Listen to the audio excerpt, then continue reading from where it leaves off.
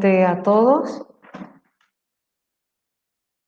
Continuamos las jornadas, en esta ocasión con la primera conferencia del día 3, denominada Palinología, una mirada a humedales rioplatenses, a cargo de Lilian Pasarelli de Argentina, para lo cual estaremos conociéndola un poco más a través de la siguiente presentación. Buenos días a todos. Quiero agradecer esta oportunidad. Estoy muy contenta, estoy encantada de participar de estas jornadas. He escuchado a los panelistas, me parecieron muy interesantes. Y bueno, yo ahora voy a compartir un poco de mi experiencia en la parte de palinología. A ver si puedo... Lilian, un momentito. Sí. Sí, para todos los que no te conocemos, Sí. preparamos una breve presentación de tu currículum. Entonces así todos los participantes pueden conocerte de esa manera. Muchas Luego gracias. te cederemos la palabra. Perfecto.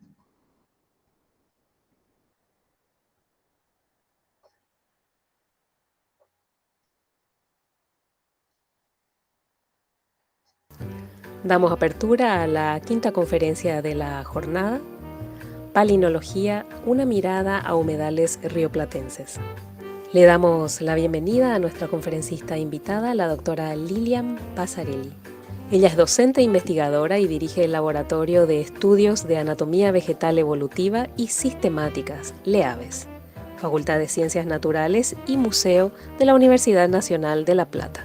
Su tesis doctoral abarca aspectos de biología floral y polinización en especies de Solanum, Sifomandropsis. Su interés abarca la palinología, sus distintas aplicaciones, la ecología de la polinización, su conservación y sustentabilidad. Realiza extensión sobre el origen botánico y geográfico de mieles y cargas de polen de Argentina. Ha sido becaria del Departamento de Ciencia Ambiental de la Università degli Studi di Siena, en Italia. Investigador invitado de la Agencia Española para la Colaboración Internacional en 2007-2008 e investigador invitado del Ministerio de Ciencia e Innovación en España 2010. En el Departamento de Biología de la Universidad Complutense de Madrid ha recibido el premio Eminent Scientist por sus trabajos en botánica en 2003 por la International Society of Plant Morphology. Ha publicado en su especialidad numerosos trabajos científicos de divulgación, memorias e informes técnicos internacionales y ha dictado cursos postdoctorales y predoctorales sobre temas de palinología en el país y en el exterior.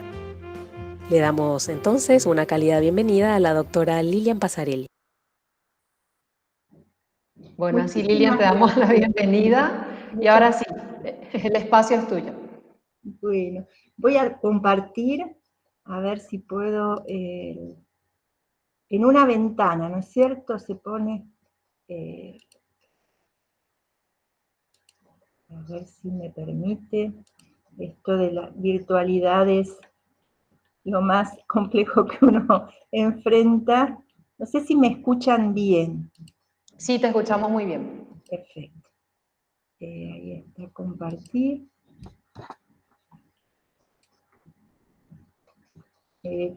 ¿Pueden ver la...? Sí. Perfecto, ahí está. Bueno. Solo que vemos todavía minimizada la presentación. A ver, presentación con diapositivas desde el principio. Ahora sí. Ahora sí, perfecto. Voy a poner... bueno, he tenido ya la presentación, entonces el tema sobre palinología es mi especialidad y en los últimos años he estado trabajando en humedales rioplatenses.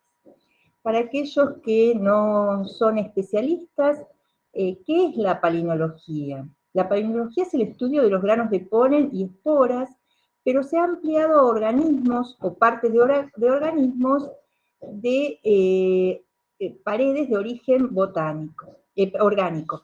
Es un carácter que se mantiene constante y son muy útiles para el estudio justamente porque permiten esta preservación durante incluso miles de años, como vamos a ver. Los palinomorfos son células microscópicas, organismos con paredes orgánicas. A ver si esto no... Incluye entonces, además de los granos de polen, actualmente, y las esporas, al paleomicroplancton. La esporopolenina es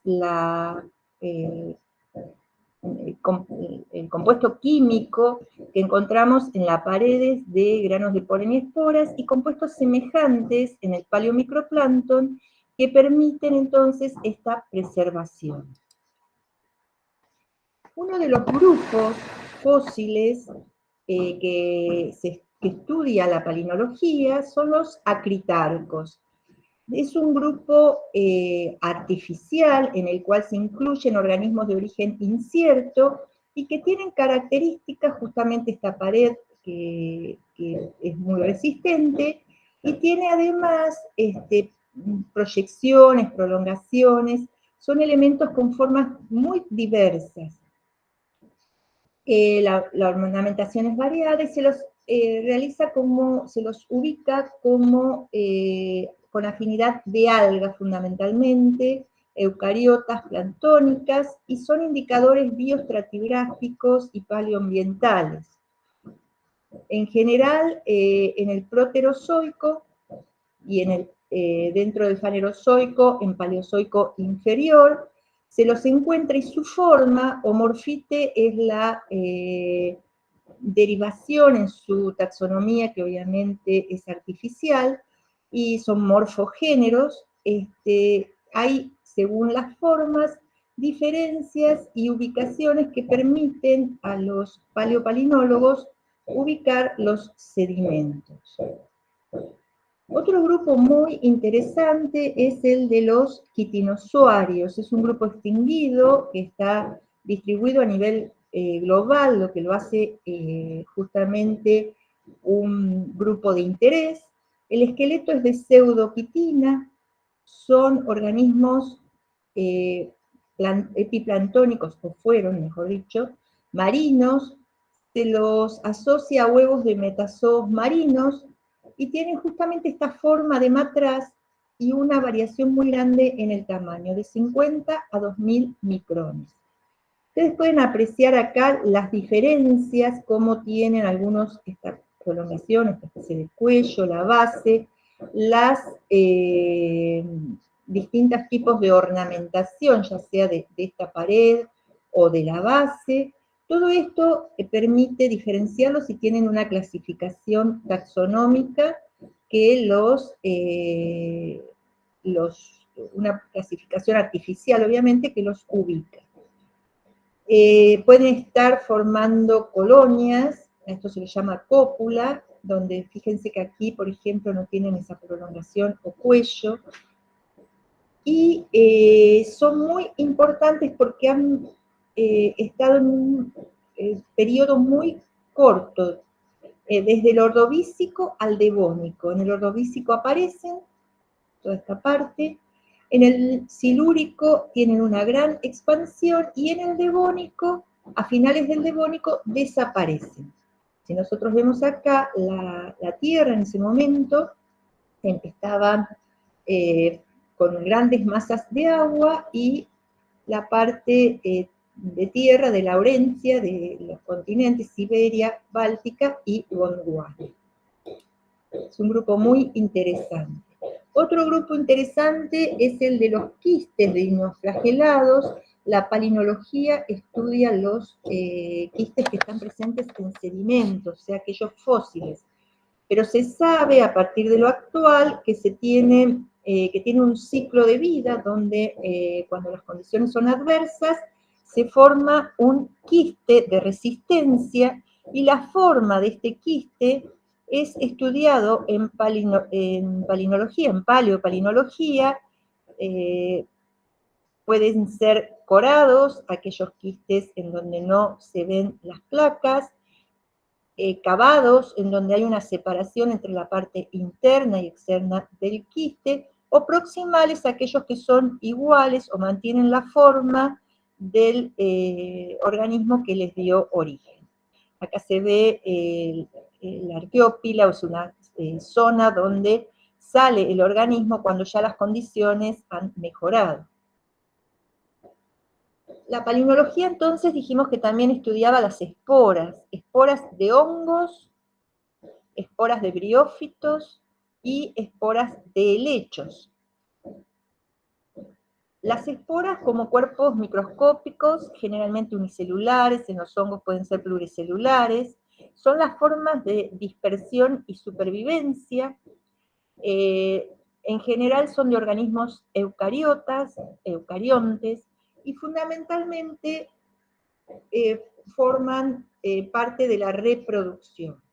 Las esporas de hongos es un tema muy específico, o sea, las personas que se dedican a esporas de hongos son como especialistas, no todos los palinólogos se dedican a esporas y son muy variables. Nosotros podemos ver tanto esporas del ciclo sexual como esporas producidas asexualmente. Pueden tener varias células, los tabiques indican diferencias, tienen diferentes colores, son muy interesantes, tanto por la parte de alergias como de contaminación. Las esporas de helechos, nosotros sabemos que en las frondes de los helechos encontramos los soros, que tienen los conjuntos de esporangios. Cada uno de estos esporangios va a producir esporas, y esas esporas pueden ser en los helechos homospóricos iguales, y van a presentar una serie de caracteres que van a permitir diferenciar desde el punto de vista sistemático a los helechos. También puede haber microesporas y megasporas, algo en lo que no me voy a detener hoy, en helechos heterosporados. Cuando una espora germina va a dar el gametofito, y estas esporas, en base a su ubicación en la tétrade, van a tener una marca de esa ubicación, que puede ser una marca simple, alargada, se la llama esporas monoletes, o puede tener una marca trirradiada, son esporas triletes. Acá tenemos a Lycopodium, Lycopodiaceae, fíjense las diferencias. Esa marca trilete en las esporas va a estar en el polo proximal, y este polo es liso, y en esta, o sea, cómo se diferencian claramente dos especies diferentes de Lycopodium.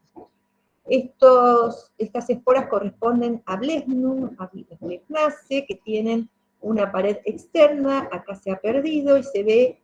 Esto sería el perisporio, y acá se ve el exosporio. Son las capas que componen la pared de las esporas. Vamos a ver los granos de polen. Los granos de polen, yo me he dedicado, si bien he trabajado en esporas de briófitos y en esporas de helechos, mi tema principal es la parte de polen de angiospermas. El polen obviamente se forma en las anteras. Nosotros tenemos aquí un corte de antera con la pared, un tejido muy importante que es el tapete, que rodea ese tejido esporógeno, que por divisiones meióticas va a dar una tétrade. Esa tétrade va a formar las microesporas o granos de polen, haploides. Acá vemos calosa, que en las etapas iniciales de formación de esta tétrade se deposita aislando cada una de las microesporas, y luego esas microesporas, cuando están en una etapa madura, se empiezan a tener divisiones internas de su citoplasma, de sus núcleos, y constituyen lo que se llama el microgametofito, llevando las gametas que van a depositarse sobre el estigma y van a llevar la doble fecundación típica de angiospermas. Toda la parte fisiológica del polen es muy interesante, yo he trabajado en eso, pero por razones de tiempo no me voy a explayar en eso. ¿Por qué los granos de polen y esporas aportan tanta información? Para Bryan, el doctor Bryan de Estados Unidos, los compara con las huellas digitales de los humanos que nos llevan a conocer la planta que dio origen a ese grano de polen. Eso se da porque presentan una amplia variación de formas. También es importante lo que ya he comentado de la pared de esporopolenina, este compuesto resistente a los ácidos que permanece durante millones de años en los sedimentos. Y otra cosa interesante es que en esta estructura tan pequeña se producen en grandes cantidades. Y todas estas características las podemos hallar en esta estructura, ¿no es cierto? Para conocer el polen, vamos a ver que se libera en distintas formas. Lo más común, lo que normalmente conocemos, es que se disperse en forma de mónades, como este grano que está a la izquierda. Se puede dispersar en díades, es algo muy, muy raro, en Podostemaceae, yo lo encontré en el género Podostemum, en otro género, son los únicos angiospermas que presentan díades. Tétrades tienen distintas formas, políades y polinios, típico de Asclepiadaceae, de Orquideaceae. A medida que las unidades de polen se van, son más eficientes, o sea que se forman más cantidad de granos de polen que aseguren la llegada al estigma, la cantidad de granos de polen que van a formar esa especie es menor. O sea, en los polinios, esto es un aparato polinizador, se lo considera como un aparato polinizador, y cada uno de estos polinios lleva el total de una antera de granos de polen. La morfología es otro de los caracteres dentro de la morfología, la polaridad, la simetría, la forma y las aberturas son los caracteres que se van a considerar para describir y reconocer un grano de polen.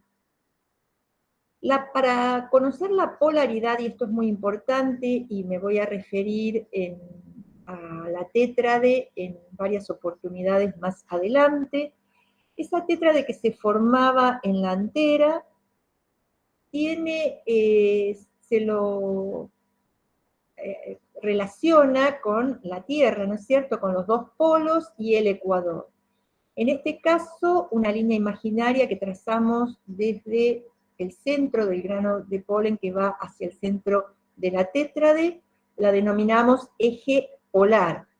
Y el plano que la corta, el plano transversal, sería el plano ecuatorial. Estos dos ejes van a ser importantes cuando nosotros tomamos algunas de las características de la morfología. La parte del polo que queda hacia el centro de la tétrade se lo llama polo proximal, y aquel que queda en la parte distal de la tétrade, la parte opuesta, sería el polo distal. Y el plano ecuatorial sería el que está entonces en la zona entre cada uno de los polos. La simetría, bueno, la simetría puede ser bilateral, como en estos dos granos, donde tienen una sola abertura, o puede ser radial, en el caso de estos granos con varios planos de simetría. Granos asimétricos son muy raros, hay muy pocos casos. La forma que está dada justamente por el eje polar y el plano ecuatorial, el índice que resulta de esas medidas, de la división de esas medidas, va a dar, si es 1, o sea que el eje polar y el plano ecuatorial son similares las medidas, va a dar una forma esferoidal. En el caso que el eje polar sea más breve, van a dar granos aplastados, y se lo llama oblado, y en el caso de que el eje polar sea mayor, se van a dar granos bien alargados, prolados. Acá tenemos ejemplos de granos más comprimidos, como es el de proteáceas, el del violáceo, algunos más alargados, prolados, como el de apiácea y el de rubiácea. El tamaño también es muy importante. Fíjense los granos de miosotis, una borraginácea, que no llegan a 10 micrones, y los granos de cucurbita, que son mayores a 100 micrones. O sea, el tamaño, muchas veces cuando tenemos morfologías similares, nos determina o nos ayuda a llegar a la especie.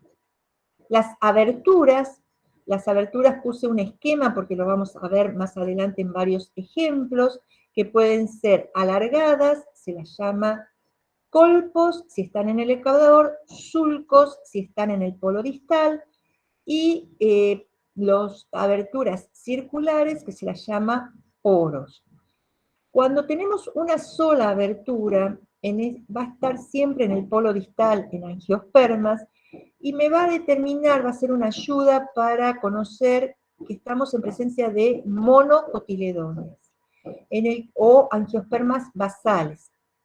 En el caso de que las aberturas estén en el ecuador, como en este caso, que generalmente son 3 o múltiplos de 3, esta es la vista polar, en donde se ven estas aberturas como llegan a los polos. Estamos en presencia de angiospermas dicotiledonias, eudicotiledonias. Desde la segunda mitad del siglo XX, con los adelantos tecnológicos, la microscopía electrónica de barrido, microscopía electrónica de transmisión, se han realizado varios aportes a la palinología y le ha dado una extensión con una apariencia multifacética.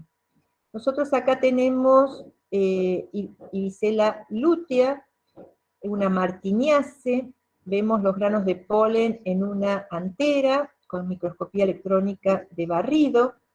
La microscopía electrónica de barrido también nos permite, mediante el tratado con punto crítico, ver la emisión del tubo polínico.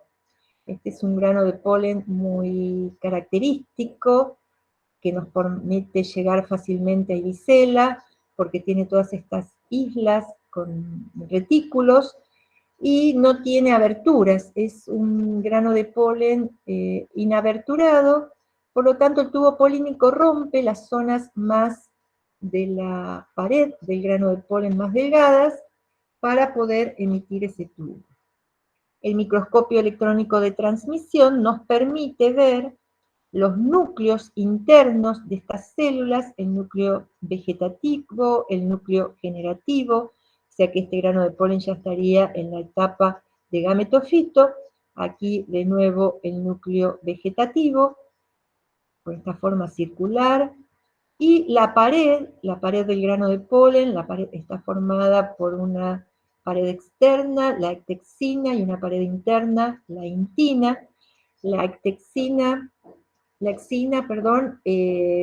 presenta divisiones y presenta características que me permiten diferenciar un grano de polen de una gimnosperma, por ejemplo, de aquel de una angiosperma. Cuando hay estructuras como un tectum y columelas, estamos en presencia de una angiosperma.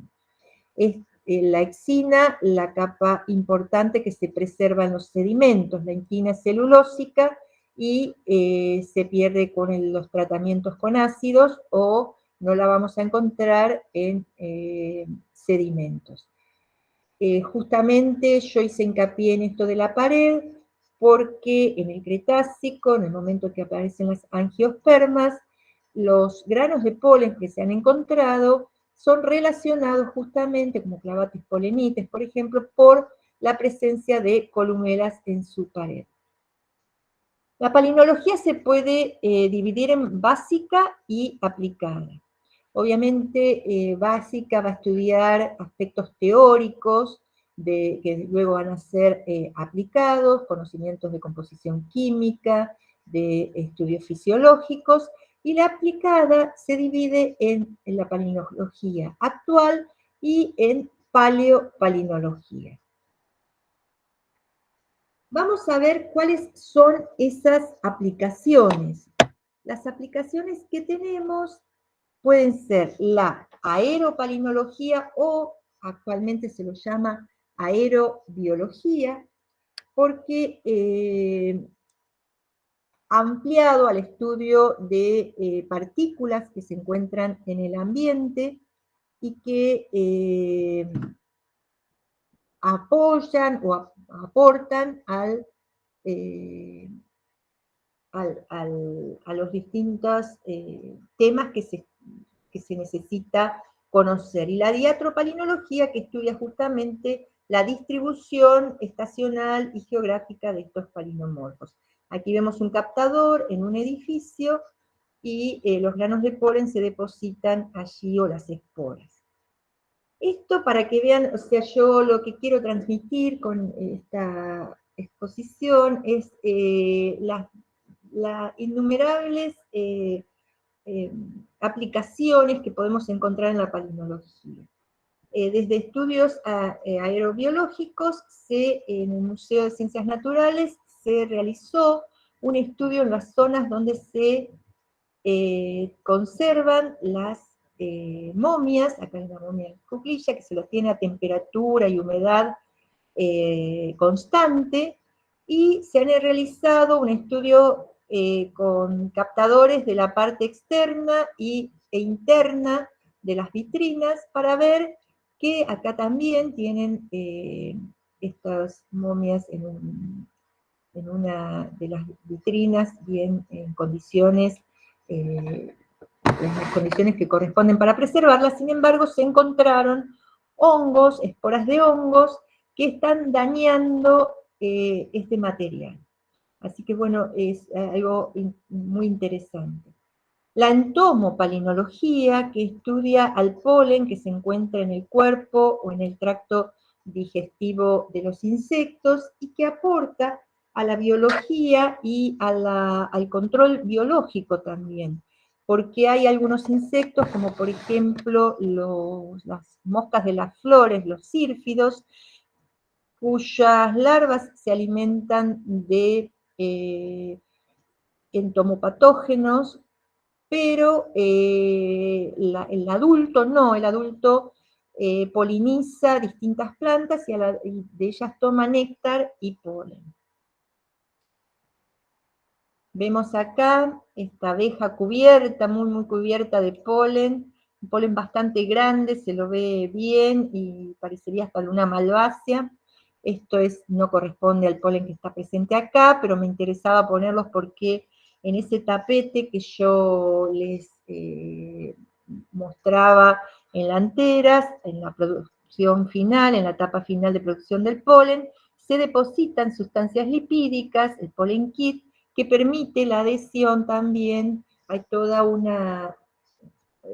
estudio, o sea, toda la parte de polinización, es muy interesante con respecto a las formas que adquieren los granos de polen para facilitar, y evolutivamente han adquirido el transporte de los granos de polen.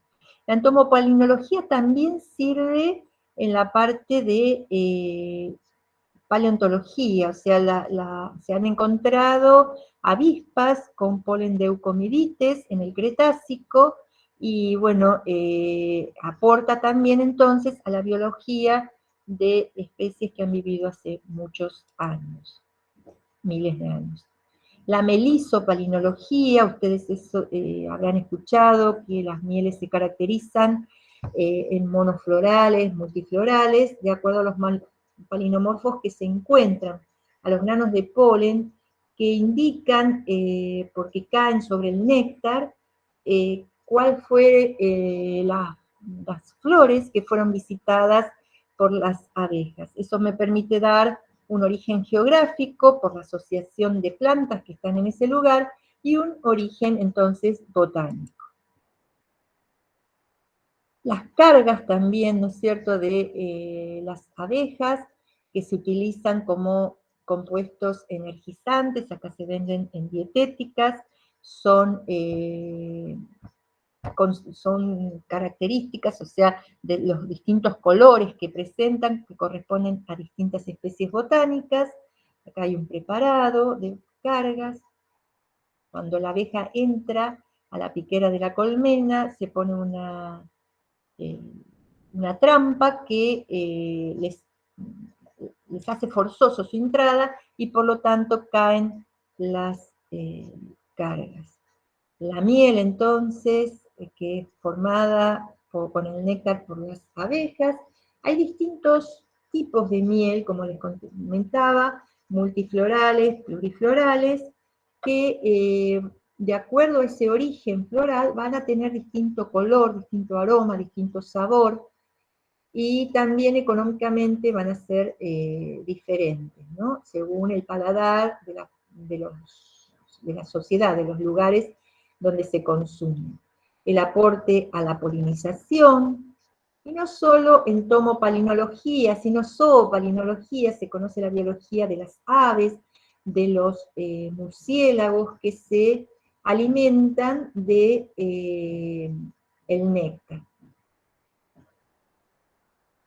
Se utiliza en farmacología, para la preparación de drogas, en palinología forense, lleva a la evidencia de la escena del crimen y a la procedencia también de determinadas drogas, por encontrar, por ejemplo, en cannabis, polen de otras plantas. En palinología forense es algo muy interesante, los casos que se comentan, hay casos muy extraños, más allá de de encontrar a la persona que relacionó, que hizo un ilícito, que cometió un ilícito, y es muy amplio porque puede encontrarse polen en sogas, en alfombras de un auto, en distintos lugares, ¿no es cierto? En los filtros de aire acondicionado, en los filtros de autos. El primer caso fue resuelto por un geólogo, el doctor Klaus, de la Universidad de Viena. Habían encontrado un sospechoso, pero no podían relacionarlo con la escena del crimen, y le enviaron uno del calzado con barro para que lo estudie. Cuando lo estudió encontró polen de abeto, de sauce, de aliso, y también polen de plantas fósiles. Eso permitió relacionarlo con la zona donde se había encontrado el cuerpo, o sea, con el dónde. Y también se puede relacionar con el cuándo, porque por la fenología de las especies, nosotros sabemos que hay, por ejemplo, aquí en La Plata, un ciruelo, un cerezo, está en floración en agosto, septiembre. Por lo tanto, si nosotros encontramos polen de cerezo o de ciruelo, va a estar relacionado con esa época del año, por ejemplo, en una ropa, ¿no es cierto? Actualmente hay varios, se ha ido actualizando y modificando las técnicas, y en Argentina se han extendido mucho los grupos que hacen forense. En el norte, en Salta, sé que se está formando un grupo de investigación, y acá en La Plata, uno de nuestros alumnos ingresó a Policía Científica y ha resuelto algunos casos, ha aportado. Y un caso interesante es el de la sábana del manto sagrado, en el cual se encontró polen de una asterace que crece en la zona del Mediterráneo, y que relaciona o ubica en el dónde, ¿no es cierto? A esto ustedes saben que, bueno, se hacen varios estudios para ver si realmente corresponde o no al santo sudario. Uno de los aportes fue el palinológico. La palinotaxonomía, que es lo que todos en general conocemos, los botánicos, ¿no es cierto?, que son los estudios taxonómicos, filogenéticos, evolutivos, y en donde la morfología polínica va a aportar una interesante, va a ser una herramienta más de la anatomía.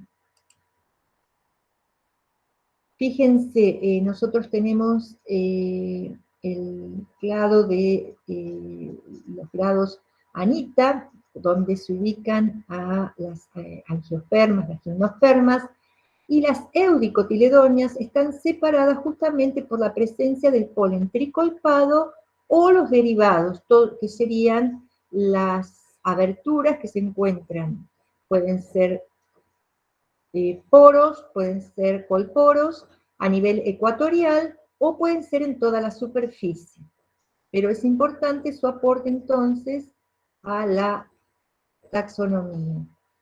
Los granos de polen con una sola abertura, alargada generalmente, o un poro, un sulco,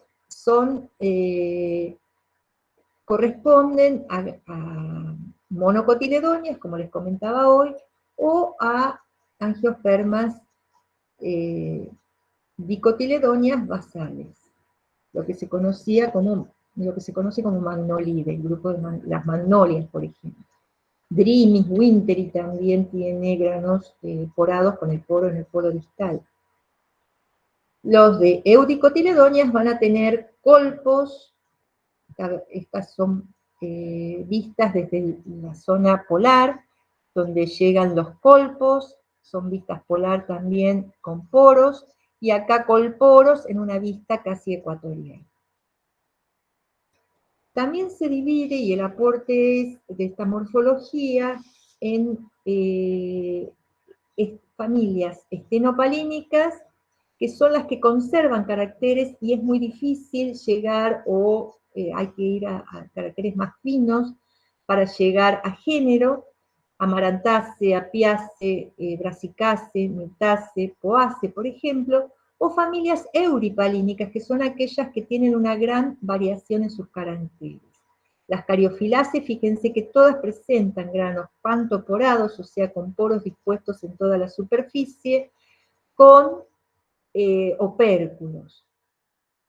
Las Lamiaceae, con estos granos de polen tres colpados o 6 colpados, o hexacolpados, con esta característica retículo, es otra familia estenopalínica.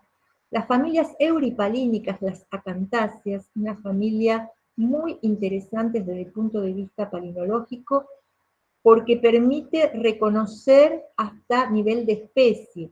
En palinología se llega a nivel de género. En cambio, en este caso, en las acantáceas se puede llegar a nivel de especie por la morfología polínica. Las Asteraceae, con sus dos tipos morfológicos bien característicos, y que luego derivan según el número de espinas, el tamaño o determinadas características en los granos que son equinados, solamente con espinas, como los de las helianteas, y los granos fenestrados, con esta especie de ventanas, o equinolofados, también se los llama, como en este caso, típicos, por ejemplo, de Sonchus, de Cicorie.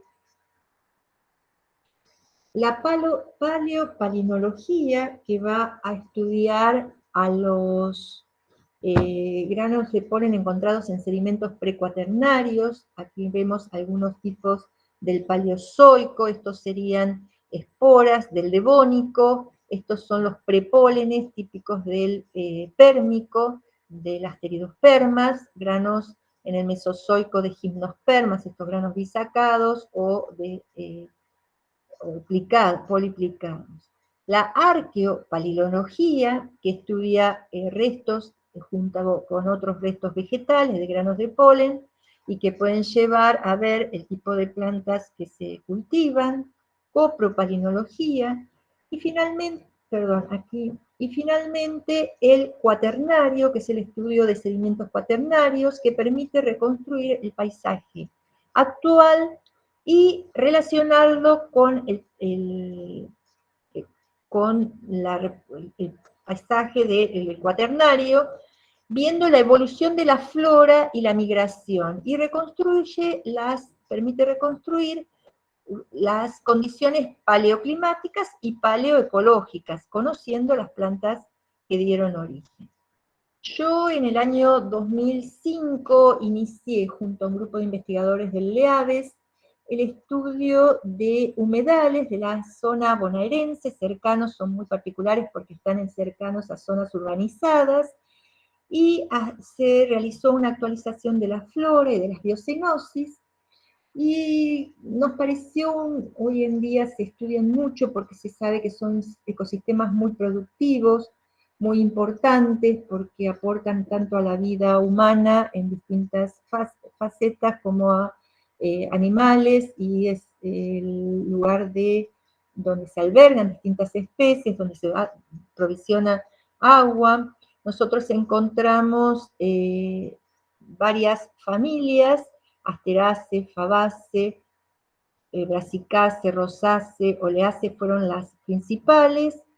Se obtuvieron 143 especies, y esta biodiversidad observada fue el punto importante para un estudio palinológico que conduce a la terminación, que todavía no está publicado, de un atlas de la zona.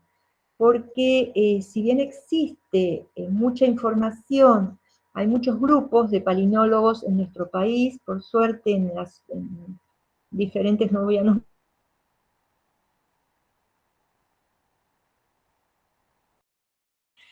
los estudios palinológicos, y lo que intentamos en este atlas es lograr unir todos los datos que se tenían y además aportar con nuevos estudios. La ribera platense es parte del Río de la Plata, en el cual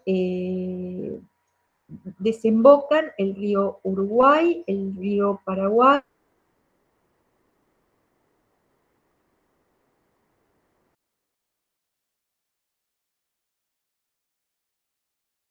por Bolivia, Brasil, Paraguay, Uruguay y Argentina. Abarca ríos, esteros de todos estos países, ¿no es cierto? Y la conservación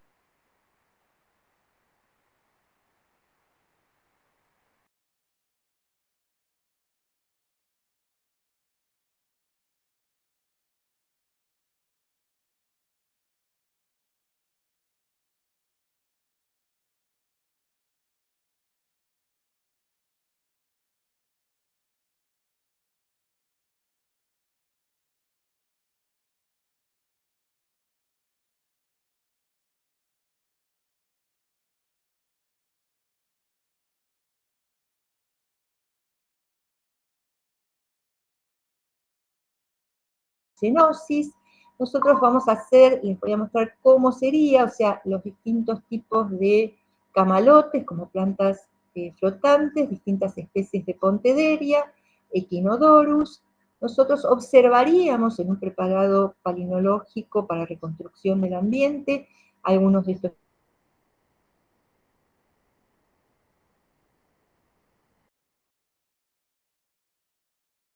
entonces presentes. Lo mismo pasa en la zona de pajonal ribereño, de bosque, hay parte de selva. Este lugar está muy cercano a la selva marginal de Punta Lara, donde encontramos eritrinas, salix, o sea, especies arbóreas, y lianas o enredaderas como hipomea, como lonicera. Por lo tanto, podría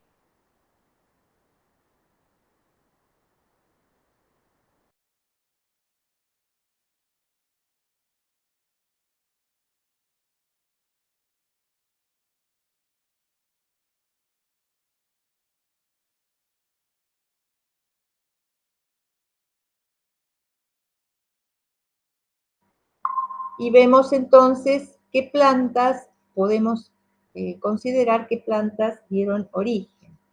Aquí de nuevo, bueno, otro tipo los iris pseudacorus, está muy extenso, tiene lugares muy extensos, Stigmaphyllum, fíjese esta tétrade, qué interesante, la morfología es muy característica, Pomelina difusa, las plantas que podemos encontrar, Cardamine, las salvias, con esos granos también muy característicos, y finalmente, o sea, todo esto me permite hacer una reconstrucción del ecosistema a través de los granos de polen, y después analizar los sedimentos, comparar y ver qué ocurrió, cómo fue cambiando el clima en ese sitio. Adicionalmente se realizó un estudio en la zona, porque es una zona de producción apícola, entre otras, y estas personas son de una asociación apícola que crece en Berisso, donde se observó un porcentaje altísimo, fíjense, de polen de lotus en las muestras. Esta es una muestra monoflora, donde estos granos tan chiquititos son de lotus, y esta es otra muestra de miel.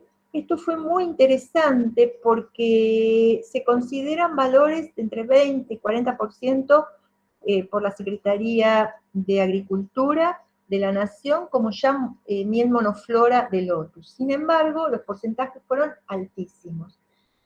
El polen de lotus, entonces, aportó a estos apicultores un valor agregado, un valor económico muy importante a sus mieles.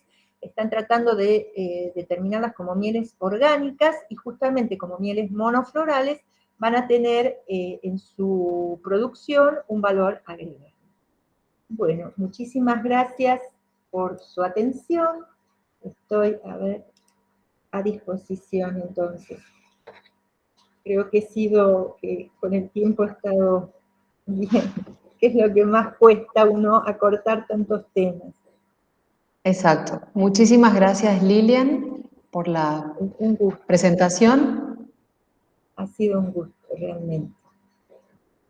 Bueno, estamos viendo algunos saludos, de excelente presentación, muy clara, interesante.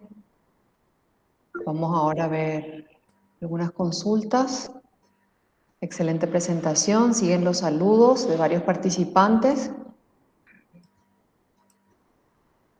Bueno, no logro...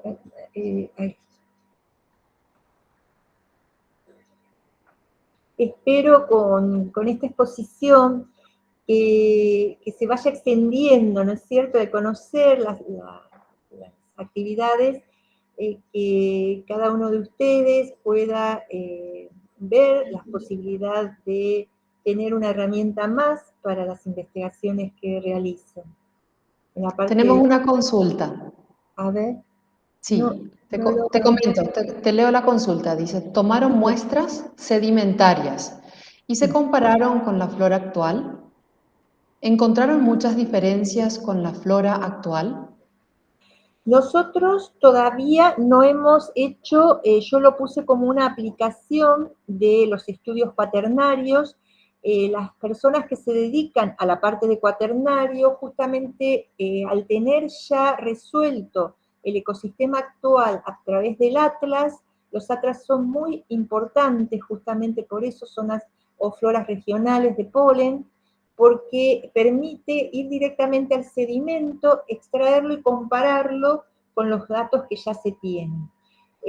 Yo trabajo más en actuopalinología, pero ha sido una de las necesidades que tienen, ¿no es cierto?, los paleopalinólogos y sobre todo los que hacen estudios de cuaternario. Necesitan que ya está este trabajo, por decirlo así, hecho, y recurren a los atlas cuando analizan los sedimentos. Nosotros no hemos hecho análisis de sedimentos todavía. Estamos más en la parte de mieles, en la parte de polinización también, del polen entomófilo, ver por qué hay especies que son abundantes en su floración en la zona y no aparecen en las mieles. El cardo, por ejemplo, es uno de los, no en esta zona, en otras zonas que no Sí, no sé Sí. cómo habilitar. Sí, Sí, Lidia. Lidia, la profe Sí, Lidia. muy buenos días. Muchas Buenos días. felicidades, doctora Lilian. Excelente su presentación. Muchas gracias. Mi consulta es la siguiente. ¿Existe alguna característica especial de los granos de polen de ciertas especies que son alergógenas? Sí, cuando mencioné la parte de aerobiología, o sea, hay proteínas que permiten la identificación polen-estigma. Se cree que todavía no se sabe bien qué proteínas son, pero que se depositan en las paredes de los granos de polen. En esa yo mostré en un momento una estructura en ibicela, en la martiniace, con microscopía de transmisión. En esas cavidades que dejan las columelas, justamente se depositan, y en las zonas aberturales, las proteínas de reconocimiento, y estas proteínas, si están más o menos expuestas con respecto a la pared del grano de polen, la especie es más o menos alergógena. Son estudios que se están realizando como con la parte de palinología básica, está aportando justamente a esto de las alergias, porque si bien se sabe que hay determinadas proteínas del grano de polen que producen las alergias, no está todavía bien determinado, pero sí cómo se ubican internamente en todos los espacios. No quiero utilizar terminología específica, sino entre las columelas, o sea, entre espacios de la pared del grano de polen y en la zona de las aberturas. Muchas gracias. Voy a leer otra consulta. Sí. En cuanto al aporte a los que trabajan con miel, hablamos siempre de la importancia botánica para Apis mellifera. ¿Con meliponas en esa zona hay algo?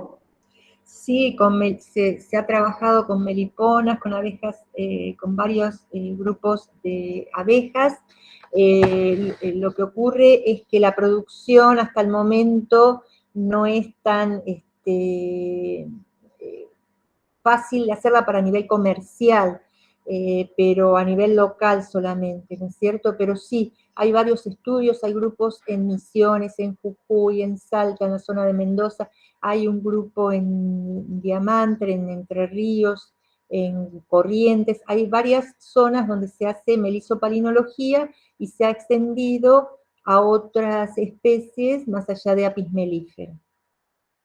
Es muy interesante lo que sería entomopalinología, ¿no es cierto? Toda la parte en los nidos de megaquile también, en silocopas, en bombus, se estudian para ver la biología incluso.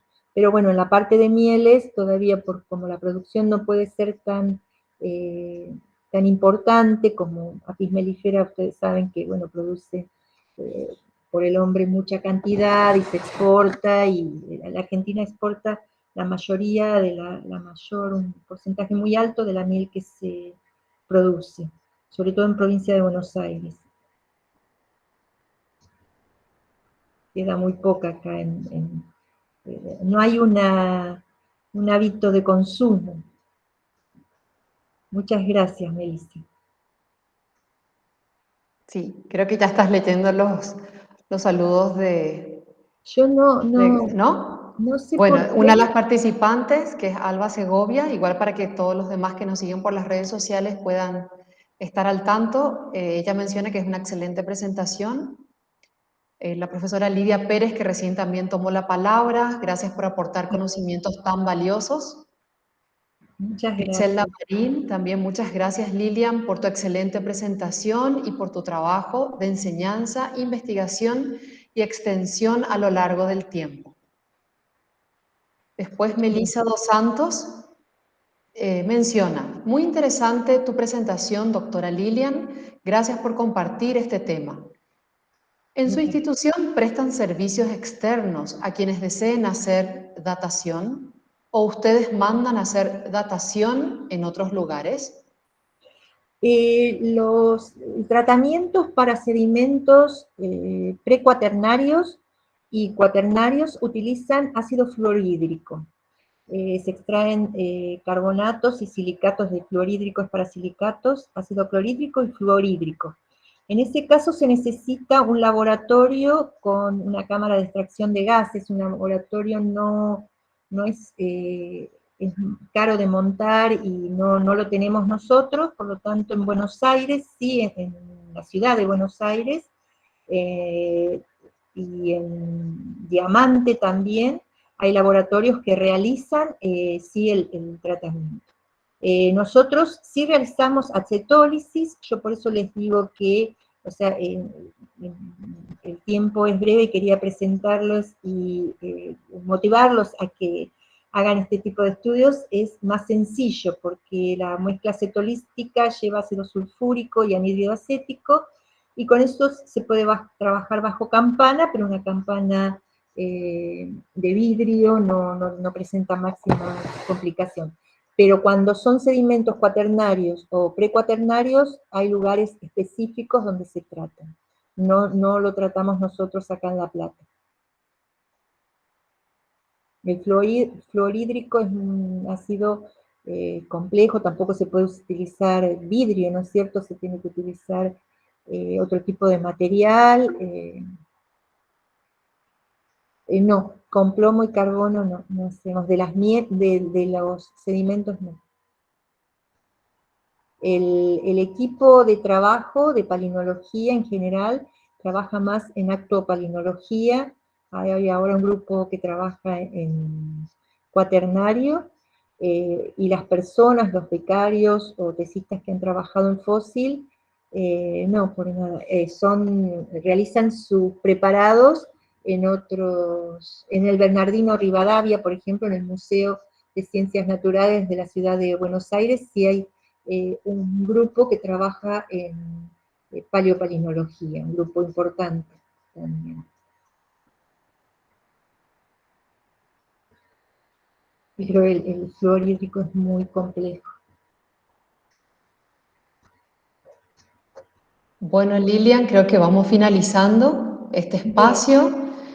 Agradecemos desde aquí, desde Paraguay, tu presentación, tu presencia y todo lo que hemos aprendido de alguna manera también en este corto tiempo.